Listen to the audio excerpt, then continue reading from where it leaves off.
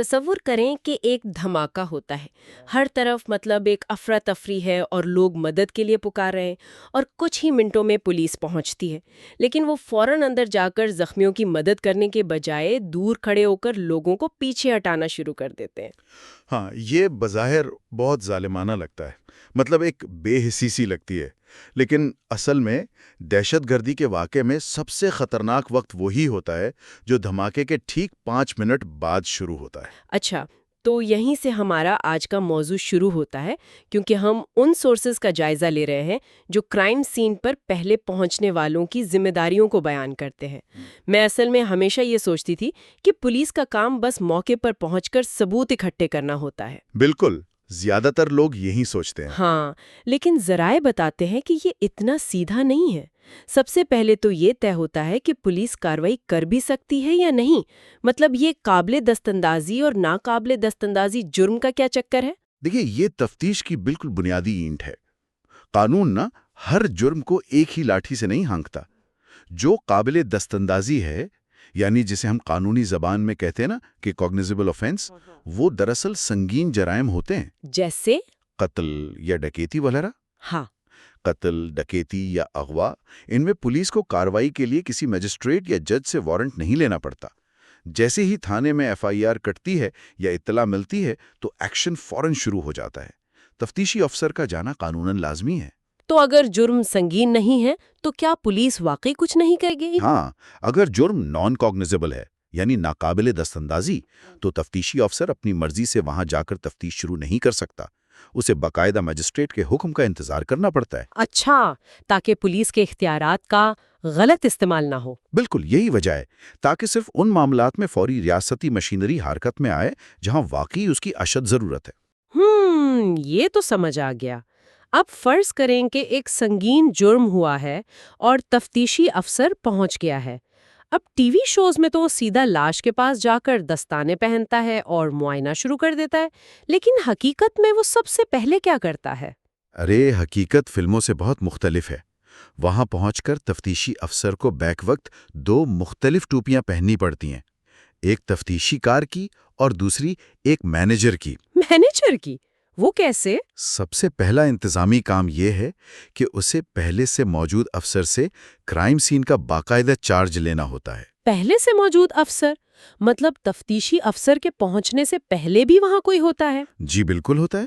جب تک باقاعدہ تفتیشی افسر پہنچتا ہے تب تک عموماً کوئی مقامی پولیس والا یا کوئی پیٹرولنگ افسر وہاں موجود ہوتا ہے، جو واقعے کی اطلاع ملتے ہی قریب ہونے کی وجہ سے وہاں پہنچ جاتا ہے۔ یہ پوری صورتحال بالکل ایک ریلے ریس کی طرح ہوتی ہے۔ ہاں، ریلے ریس، جس میں وہ اپنا بیٹن دوسرے رنر کو پکڑاتا ہے۔ ہو بہو یہی عمل ہے۔ پہلا رنر پوری جان لگا کر دوڑتا ہے اور پھر اپنا بیٹن انتہائی احتیاط سے دوسرے کے ہاتھ میں تھماتا ہے۔ کرائم سین پر یہ بیٹن دراصل وہ ابتدائی معلومات ہیں جو اس پہلے افسر نے اکٹھی کی ہوتی ہیں۔ جیسے کس نے کیا دیکھا یا کون سا دروازہ کھلا تھا؟ ہاں بالکل، یا کوئی مشکوک شخص بھاگتا نظر آیا ہو اور شواہد کہاں بکھرے ہیں۔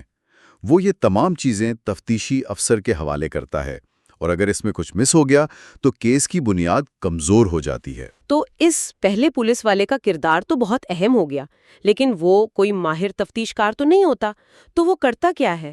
کیا وہ خود ثبوت جمع کرنے لگ جاتا ہے؟ یہی سب سے نازک مرحلہ ہے۔ اس کا کام ثبوت جمع کرنا بالکل نہیں ہے۔ اس کا اصل کام شواہد کو کسی بھی چھیڑ چھاڑ یا آلودگی سے بچانا ہے۔ اس کی بنیادی ذمہ داری ہے کہ وہ کرائم سین کو وہیں کا وہیں فریز کر دے، یعنی منجمد کر دے۔ آپ اسے ایک عجائب گھر کے سیکیورٹی گارڈ کی طرح سمجھیں۔ اچھا، عجائب گھر کے سیکیورٹی گارڈ سے مطلب یہ ہے کہ وہ بس پہرا دیتا ہے؟ ہاں دیکھیں، جیسے ایک سیکیورٹی گارڈ کا کام یہ نہیں ہوتا کہ وہ نوادرات پر کوئی تاریخی تحقیق شروع کر دے یا ان کی عمر کا تعین کرے۔ بالکل، اس کا کام تو بس حفاظت کرنا ہے۔ جی، اس کا کام صرف یہ ہے کہ کوئی ان چیزوں کو ہاتھ نہ لگائے۔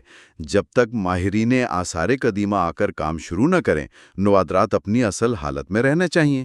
اسی طرح پہلے پولیس آفیسر کا کام اس جگہ کو محفوظ کرنا ہے اور ممکنہ گواہوں کو جائے وقوع سے دور جانے سے روکنا ہے۔ اور اگر مجرم آس پاس ہو تو اسے گرفتار کرنا۔ لیکن اگر وہ کوئی فیصلہ نہیں لے رہا تفتیش کے حوالے سے، تو کیا وہ صرف ایک خاموش تماشائی بنا رہتا ہے؟ نہیں، وہ خاموش تماشائی نہیں ہوتا، وہ تفتیشی فیصلے نہیں لیتا، لیکن وہ انتہائی اہم حفاظتی اور انتظامی فیصلے لیتا ہے۔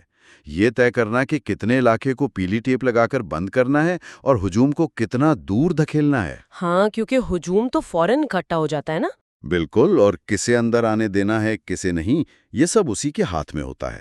اس کی اولین ترجیح ہوتی ہے کہ تفتیشی افسر کو جگہ اسی حالت میں ملے جس حالت میں وہ جرم کے فوراً بعد تھی۔ لیکن یہ تو ایک مثالی صورتحال لگتی ہے نا۔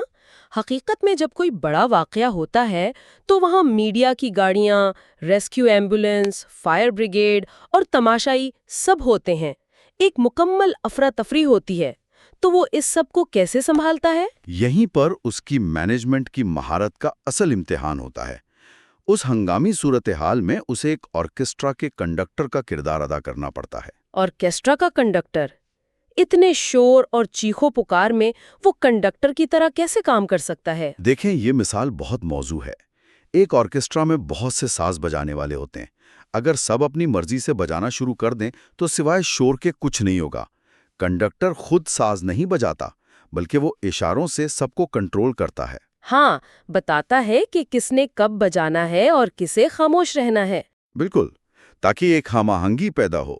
جائے وقوع پر تفتیشی افسر بھی یہی کرتا ہے۔ اسے میڈیا کیمروں کو بھی ہینڈل کرنا ہے، ریسکیو والوں کو بھی راستہ دینا ہے اور ثبوت بھی بچانے ہیں۔ تو اس تمام شور میں ترجیحات کیا ہوتی ہیں؟ مطلب، میں ایک مشکل سوال پوچھتی ہوں۔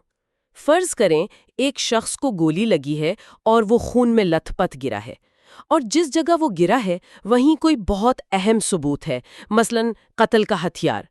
تو کیا پولیس ثبوت بچائے گی یا اس شخص کو؟ یہ بہت عام اور اہم سوال ہے۔ اس کا جواب بہت واضح ہے کہ ہرگز نہیں۔ انسانی جان ہمیشہ سب سے پہلی ترجیح ہوتی ہے۔ قانون اور اخلاقیات دونوں کا یہی تقاضا ہے۔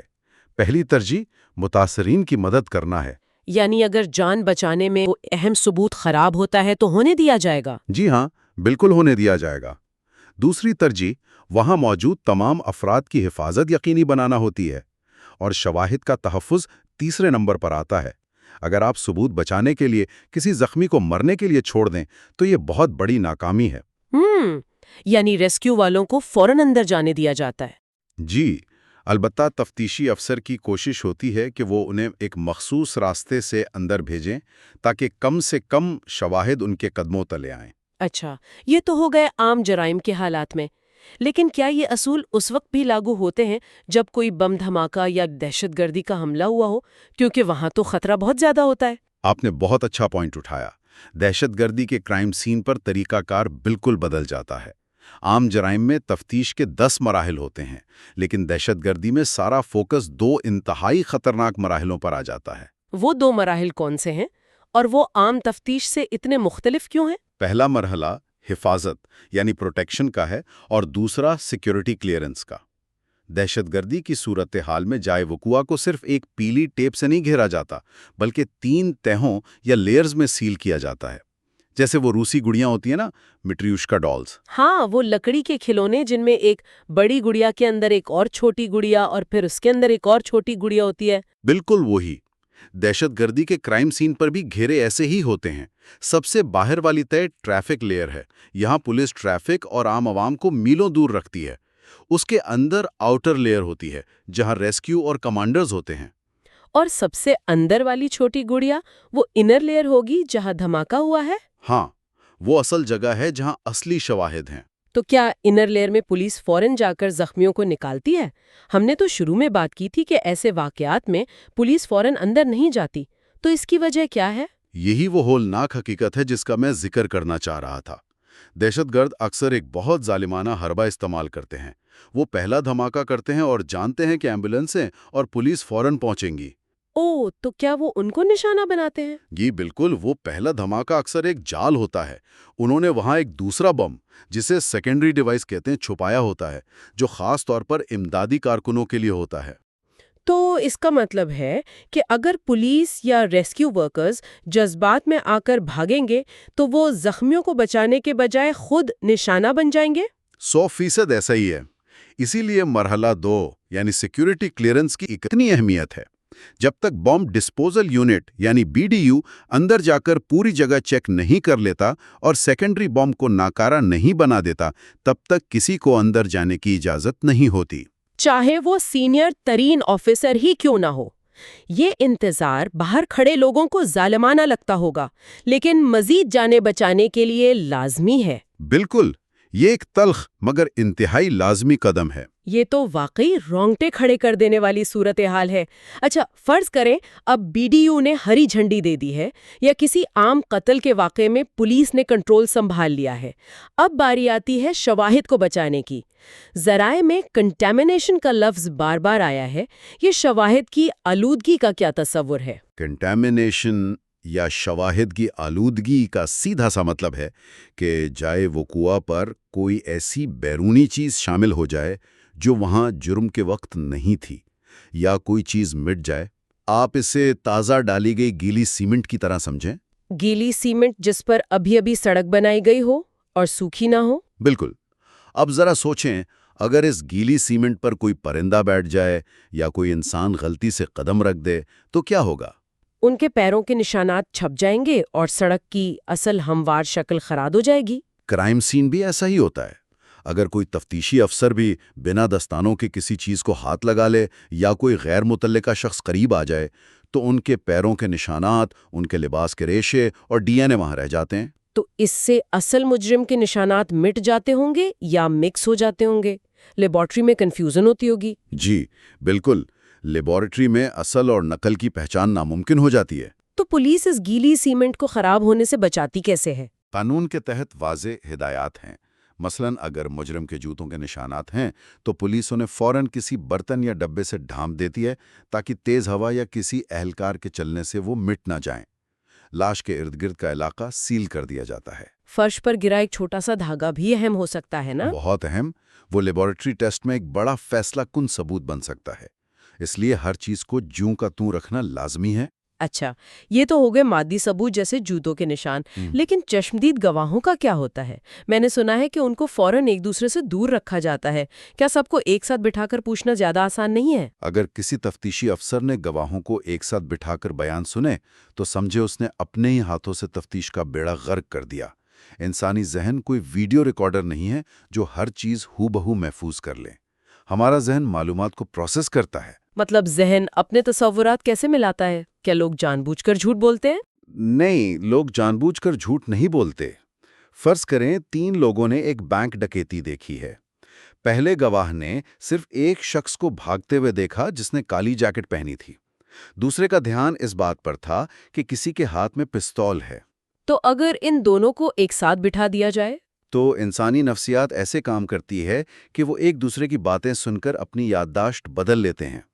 پہلا گواہ لاشعوری طور پر یہ مان لے گا کہ اس نے کالی جیکٹ والے کے ہاتھ میں پستول دیکھا تھا، حالانکہ اس نے نہیں دیکھا تھا. اوہ، اسے تو سنی سنائی بات کہتے ہیں، جو اصل گواہی کو آلودہ کر دیتی ہے.